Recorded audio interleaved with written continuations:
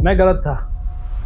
मुझे लगता था कि के ड्रामा इंडियन वुमेन को टारगेट कर रहा है, और रियलिटी उल्टा है। के ड्रामा टारगेट नहीं कर रहा, इंडियन टीवी अपनी ऑडियंस भगा रहे हैं। एक तरफ लड़की सिर्फ सफर करती है और दूसरी तरफ वो अपनी लाइफ कंट्रोल करती है।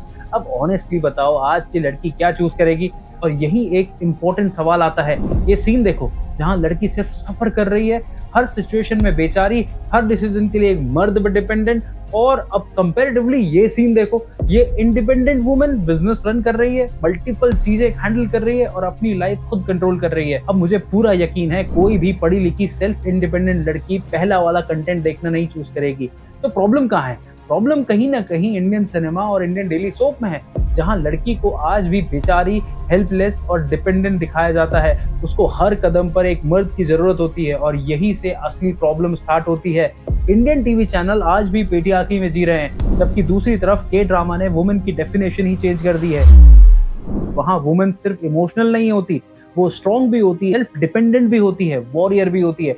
मतलब एक वुमेन जो चाहे वो कर सकती है। लगभग half of the Indian women मानती हैं उनकी एक्सपेक्टेशन और अट्रैक्शन के ड्रामा जैसे कंटेंट से इन्फ्लुएंस होती है, और मेजॉरिटी वुमेन अब इमोशनली मेच्योर और इक्वल पार्टनर प्रेफर करती हैं। समझ रहे हो? के ड्रामा टारगेट नहीं कर रहा, इंडियन टीवी अपनी ऑडियंस को भगा रहा है। और यहाँ एक और चीज नोटिस करो जो मेजॉरिटी ऑफ ऑडियंस इग्नोर कर देती है। प्रॉब्लम सिर्फ वुमेन पोर्ट्रेयल तक लिमिट नहीं है, मेन को भी गलत दिखाया जा रहा है। इंडियन सीरियल्स में मेल कैरेक्टर या तो टॉक्सिक होते हैं, या कंट्रोलिंग होते हैं, या बस बैकग्राउंड में प्रॉप जैसे होते हैं। ना इमोशनल मैच्योरिटी, ना रिस्पेक्ट, ना पार्टनरशिप। और दूसरी तरफ के ड्रामा में मेल कैरेक्टर्स क्या हैं? Respectful, emotionally aware, supportive, control नहीं करते, सपोर्ट करते हैं। तो अट्रैक्शन सिर्फ वुमेन के लिए नहीं है, ये एक बेटर रिलेशनशिप डायनामिक का भी अट्रैक्शन है। अब इस टॉपिक को थोड़ा ब्रेक डाउन करते हैं और समझते हैं कि क्यों मेजॉरिटी ऑफ इंडियन वुमेन के ड्रामा की तरफ ज्यादा अट्रैक्ट हो रही हैं instead of our so called Indian daily soaps. सबसे बेसिक और पहला पॉइंट आता है एक्टिंग। इंडियन डेली सोप्स है ना, इनका सबसे बड़ा प्रॉब्लम ये देखो, ये एक पॉपुलर डेली सोप का सीन है, इतना ओवर ड्रामेटिक, इतना अनरियलिस्टिक, कोई भी 30 से 35 साल का यूथ इसे देखना नहीं चाहेगा। अब यहाँ एक और सवाल आता है कि तो फिर टीआरपी आ कहां से रही है? सिंपल सी बात है, ये शोज उन लोगों के लिए बनाए जा रहे हैं जो आज भी वही पुरानी सोच में जी रहे हैं, जो नहीं चाहते कि उनकी बेटी बहू इंडिपेंडेंट बने, जो चाहते हैं कि वुमेन हमेशा पेट्रियार्की फॉलो करे। और दूसरी तरफ आज की मॉडर्न वुमेन क्या देखना चाहती है? जहां लव हो पर रिस्पेक्ट के साथ, जहां इमोशन हो पर डिग्निटी के साथ, जहां वुमेन स्ट्रांग हो, इंडिपेंडेंट हो। लेकिन असली इशू अब आता है, मैं खुद 15-16 साल से देख रहा हूँ, एक ही डेली सोप रगड़े जा रहे हैं और वो चले जा रहा है। अब इमेजिन करो कौन देख रहा है ये सब? एक एक्सीडेंट को दिखाने के लिए 10 एपिसोड, प्लास्टिक सर्जरी जैसे कंसेप्ट को जोक बना दिया गया। स्टोरी आगे बढ़ती ही नहीं है, ये एंटरटेनमेंट नहीं है, ये बस कंटेंट स्ट्रेच करना है। और दूसरी तरफ के ड्रामा देख लो, 15 to 16 एपिसोड में पूरी स्टोरी खत्म कर देते हैं। कोई ड्रैगिंग नहीं, कोई फालतू ड्रामा नहीं, कोई नॉनसेंस नहीं। आप इन के ड्रामा के कंसेप्ट के अंदर और ज्यादा डिटेल में जानना चाहते हैं तो मैं ये 2 वीडियोस अपने आई बटन पे डाल रहा हूँ, इनको जाके जरूर देखना। और अगर ग्लोबल लेवल पे कंपेयर करना है तो हॉलीवुड शोज देखो, जैसे Daredevil, Game of Thrones, Breaking Bad, ये सब कल्ट क्लासिक है और ये डेली टीवी पे ही आते हैं। अब ऑनेस्टली एक सिंपल सा चैलेंज मैं आपको दे रहा हूँ, अगर वो इंडियन टीवी पर कोई भी ऐसा कल्ट शो है जो आपको लगता हो इसके लेवल का है तो मुझे जरूर बताओ। अब ये फालतू शोज का नाम मत लेना।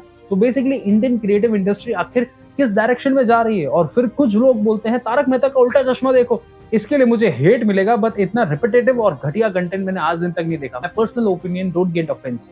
और यही एक और इम्पोर्टेंट पॉइंट आ जाता है, पहले ऑडियंस के पास चॉइस नहीं थी, पर अब कंपैरिजन है। ओटीटी प्लेटफॉर्म और ग्लोबल कंटेंट इतने गेम चेंज कर दिया है और ऑडियंस अंधी नहीं है, वो कंपेयर करती है। और अब आते हैं तीसरे और सबसे इम्पोर्टेंट पॉइंट पर, क्वालिटी डिफरेंस।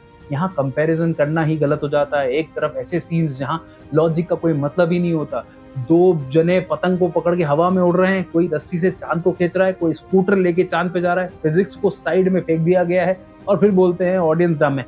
ऑडियंस डम नहीं है भाई साहब, कंटेंट आपका डम है। और जब तुम के ड्रामा या हॉलीवुड देखते हो, VFX, cinematography, lighting, background score, detailing सब टॉप लेवल है।